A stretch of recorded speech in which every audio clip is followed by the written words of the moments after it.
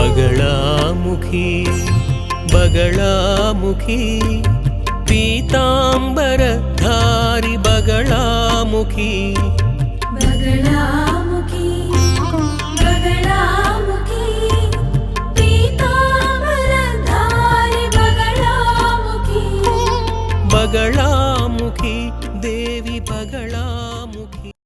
ओम क्रीं बगलामुखी वरदे सर्वसौभाग्यप्रदायिनी समस्त भक्तानां सर्व अभीष्टं साधय साधय क्रीं ओम स्वाहा। ఇది ఏమిటి అని మీకు అర్థమయ్యే ఉండే అవకాశం లేదని నాకు అనిపిస్తోంది. ఎందుకంటే మీరు జాతకం చూసేటప్పుడు లేదా మీ జాతకంలో ఈ రాశి నవాంశం ఈ 2 కుండలీలు మాత్రమే అధికంగా ఉంటాయి.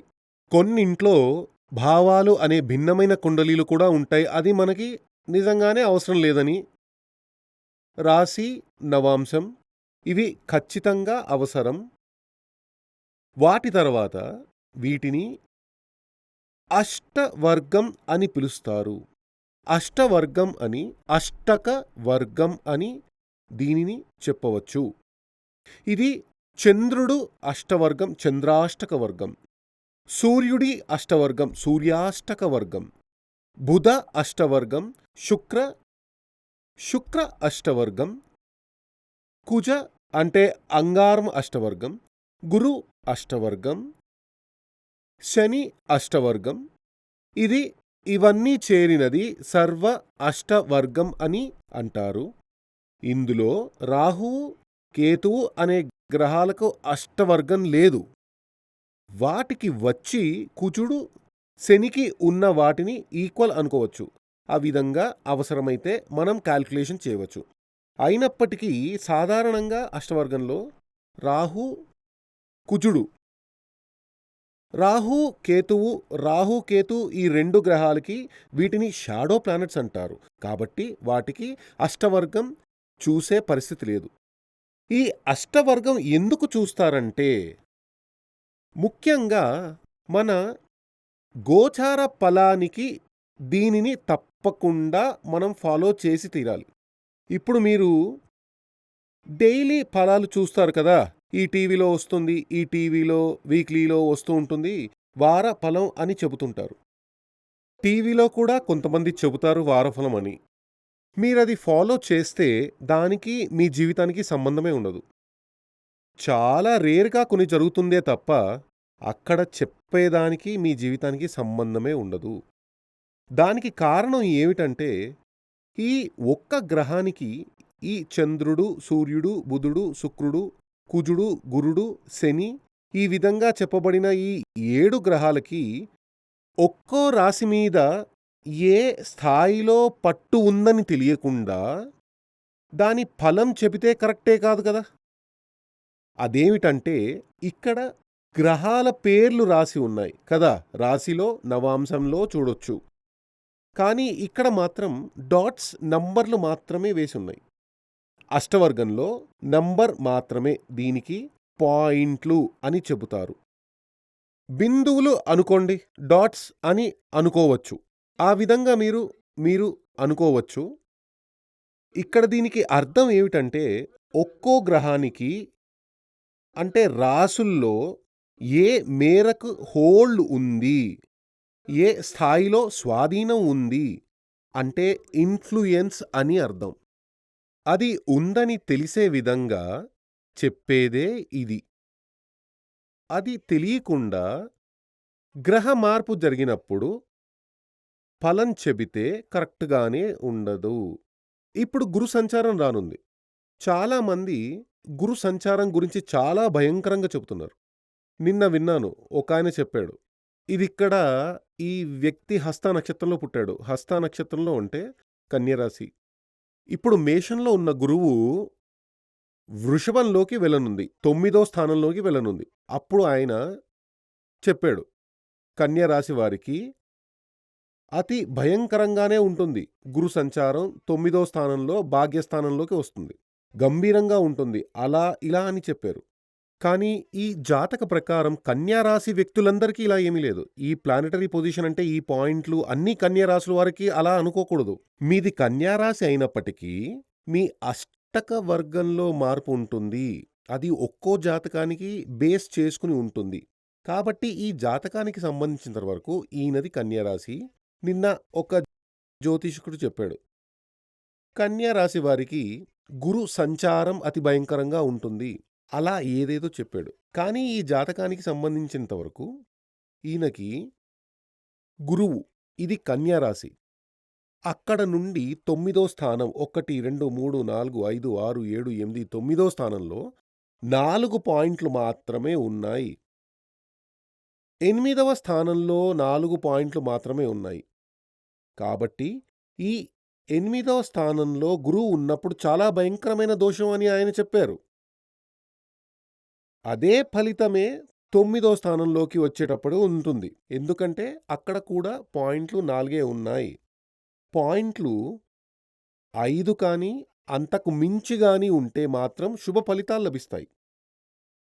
4 కానీ అంతకంటే తక్కువ గాని ఉంటే దోషాలు సంభవిస్తాయి. 4 పాయింట్లుంటే పెద్దగా శుభాలుండవు, పెద్దగా దోషాలు ఉండవు.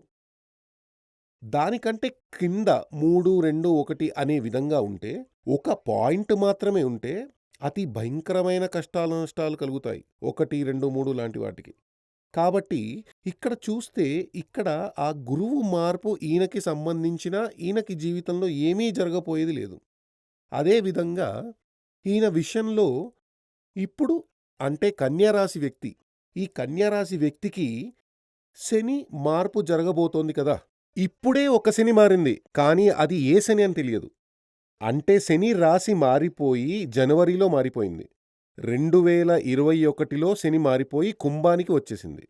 ఇప్పుడు పోయిన డిసెంబర్లో ఒక శని మారింది. కానీ అది ఏ శని అని తెలియదు. కుంభానికి మళ్ళీ వచ్చేసిందని చెబుతున్నారు. సరే, దాని గురించి మరో రోజు మాట్లాడుకుందాం. ఇక్కడ చూస్తే ఇప్పుడు ఈ జాతకంలో అప్పుడు ఈ శనికి ముందు ఇప్పుడు కుంభంలో ఉందన్నారు కదా! ఆల్రెడీ కుంభంలోనే శని ఉంది పోయిన జనవరిలో నుండి. ఇప్పుడు మళ్ళీ జనవరిలో నుండి కుంభంలో ఉన్న శని మళ్ళీ కుంభంలోనికి వచ్చేసిందని చెబుతున్నారు. చెప్పాలంటే పాత ప్రకారం, కొత్త ప్రకారం శని కుంభంలోనే ఉంది. శని కుంభంలో ఉంటే కన్యా రాశి వ్యక్తికి ఇది కన్య, తుల, వృశ్చికం, ధనుస్సు, మకరం, కుంభం అంటే 1, 2, 3, 4, 5, 6. 6వ స్థానంలో శని ఉంటే శని 3, 6, 11లో ఉంటే గోచార ఫలం అతి గంభీరంగా ఉంటుంది. ఆ విధంగా అందరూ చెబుతారు. కానీ నేను చెప్పలేదు. ఆ విధంగా అందరూ చెబుతారు. దైవ సంబంధం గ్రంథంలోనే అలాగే రాసుంది. కానీ ఈయనకి శని చూడండి, ఆ 6వ స్థానంలో 3 పాయింట్లే ఉన్నాయి.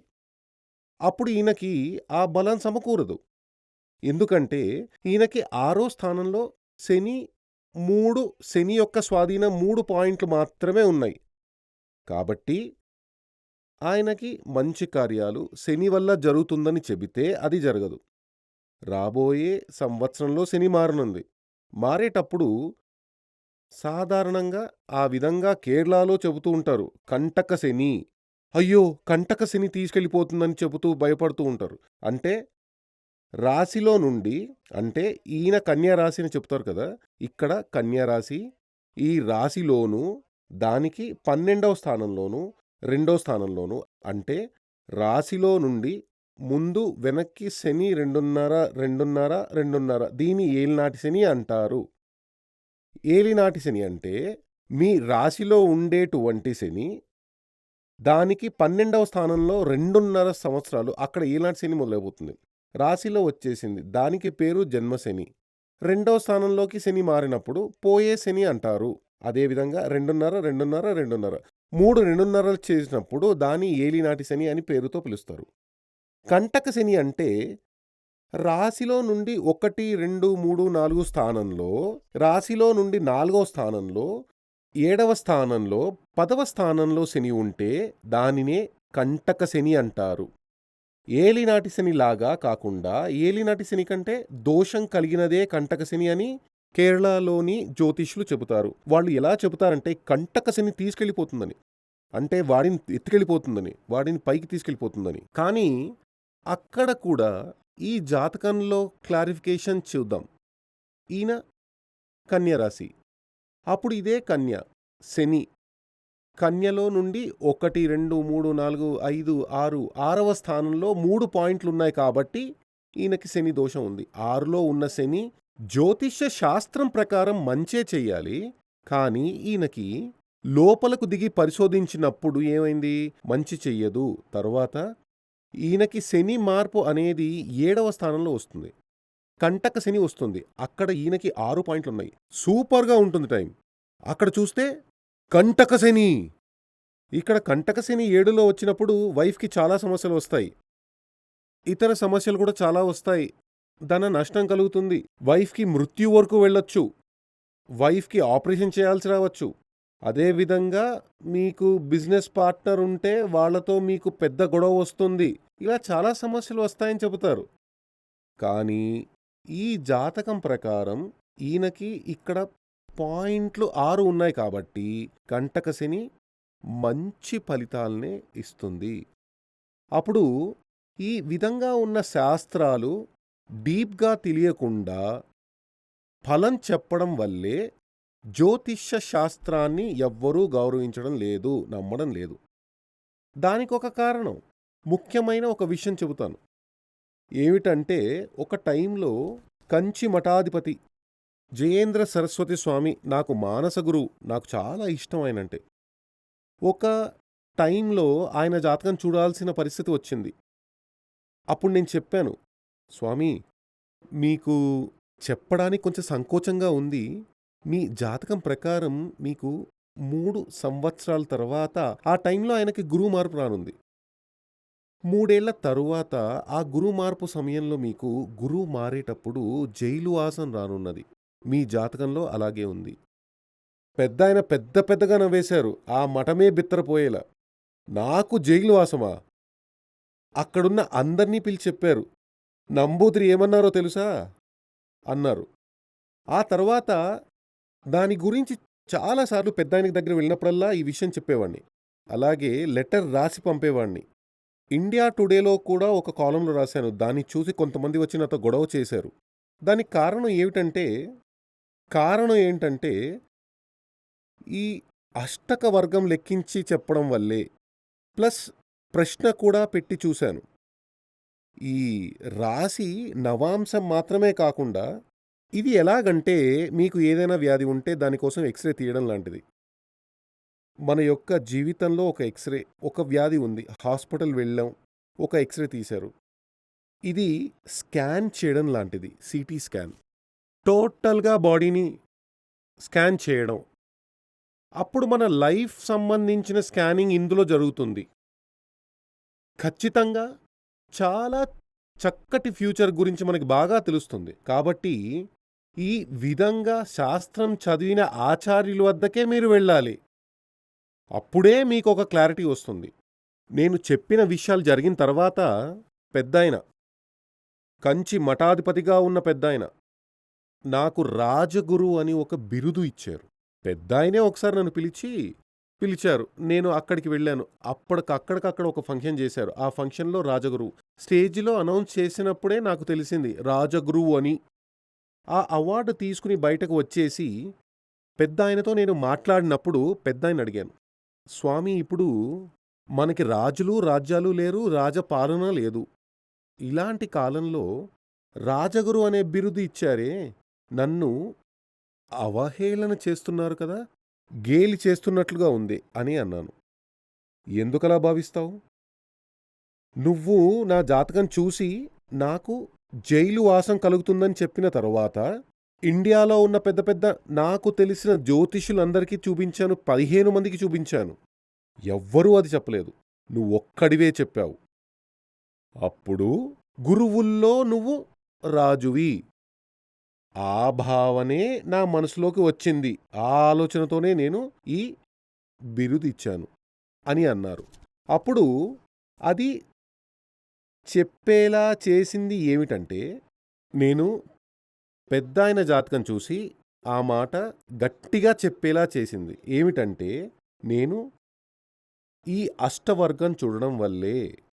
ఇదివరకే ఒక వీడియోలో రాహుల్ గాంధీ జాతకం గురించి చెప్పాను. అందులోనూ అష్టవర్గం చూసి, అష్టమంగళ ప్రశ్న పెట్టి చూసి, ఆ తర్వాత మాత్రమే ఆ సోనియా గాంధీకి, ఆయనకి సంబంధించిన అందరికీ ఆ లెటర్ రాసి పంపాను. కాబట్టి ఊరికే ఒక జాతకం చూసేసి ఏదో ఒకటి రాసి పంపడం కాదు. మీరు ఈ గురు సంచారం, శని సంచారం లాంటి పుస్తకాలు చూస్తారు కదా, అవి కొన్ని చదివి చూడండి. జరిగిన 5 సంవత్సరాలుగా ఇక్కడ సూర్యమంగళంలో 60 మంది పనిచేస్తున్నారు. అందులో బాగా చదివి జ్ఞానం కలిగిన పురోహితులున్నారు. ఆఫీస్ స్టాఫ్ ఉన్నారు. వాళ్లతో నేను 5 సంవత్సరాల ముందే చెప్పాను, ఈ బుక్ తీసి చదవండి. చదివి ఒక పరిశోధన చెయ్యండి. అవన్నీ జరుగుతున్నాయో లేదో ఒక నోట్ రాసి నాకివ్వండి. కానీ ఒక్కో సంవత్సరంలో ఆ గురు సంచారం ముగిసేటప్పుడు, శని సంచారం 2.5 ఏళ్ళు ముగిసేటప్పుడు అందులో చెప్పినట్లుగా ఏం జరగలేదు అని చెప్పేవారు. అదేవిధంగా ఇక్కడికి వచ్చిన చాలామంది 25 ఏళ్లకు పైగా పర్మనెంట్గా ఇక్కడికే వచ్చి చాలామంది ఉన్నారు. వాళ్లతో చెబుతూ ఉంటాను, టైం ఉంటే రోజూ కొంచెం ఆస్ట్రాలజీ చూడండి. చూస్తే దాని గురించి కొంచెం రీసెర్చ్ చేసి చెప్పండి. వాళ్ళెవ్వరికీ అది కరెక్ట్గానే వచ్చేది కాదు. ఏదో ఒక మోస్తరుగా, అంటే చిలుక జోస్యం వాళ్ళు చెబుతారు కదా, పెట్టెలో ఒక చిలుకను తీసుకొచ్చి చెయ్యి చూసి చెబుతారు కదా, అతడు 10 మందిని చూసినా ఒకే విషయాన్ని చెబుతాడు. ఎందుకంటే అతనికి అదే తెలుసు. కొందరు వాళ్ళు కరెక్ట్గా చెప్పారని చెబుతారు, కొందరు ఏదో చెప్పారులే అని అంటారు. కొన్ని విషయాలు కరెక్ట్గానే ఉంటాయి అని చెబుతారు. అదేవిధంగా ఈ వారఫలమనేది కరెక్టుగా మనల్ని గురించి, అంటే మీ యొక్క ఎక్స్‌రే తీసి మీకు మాత్రమే చెప్పాలి అంటే ఈ మెథడ్ మాత్రమే యూజ్ చేయాలి. ఇందులో మరో విషయం కూడా ఉంది. గోచార ఫలం, వేద ఫలం, అంటే గోచార స్థానం, వేదస్థానం అనే 2 విషయాలు కూడా ఉన్నాయి. అవి తర్వాత ఒక వీడియోలో ఆ జాతకాన్ని రాసేసి మీకు వివరంగా చెబుతాను. ఇవన్నీ ఫాలో చేసి చదవండి. కొంచెం జ్ఞానం తెచ్చుకోండి, సంపాదించుకోండి. ఇవన్నీ చదివారంటే ఎందుకలా అని మరొక వీడియోలో చెబుతాను. మీకు రాహుకాలం మీరు క్యాలెండర్లో చూస్తారు కదా, మీరు ఈరోజు రాహుకాలం ఎన్ని గంటలకని అడగడానికి ఓ జ్యోతిష్యుడికి దగ్గర వెళ్తారా? లేదు. అందులో చూస్తే తెలుస్తుంది కదా. అదేవిధంగా మీ జీవితంలో మంచిదా చెడ్డదా జరగబోయేది, ఈరోజు ఏం జరుగుతుంది, ఇలాంటి విషయాలన్నీ మనమే తెలుసుకోవచ్చు. దానికి ఇది కొంచెం చదివితే చాలు. దీంతో పాటు ఒక చార్ట్ మీ దగ్గర, మీ యొక్క జాతకం ఆధారితమైనది. ఇది కాదు, ఇది ఒక మినిస్టర్ జాతకం, పేరు చెప్పడం లేదు. కాబట్టి ఈయన యొక్క అష్టక వర్గమే ఇది. మీ జాతకానికి వేరొక విధంగా ఉంటుంది.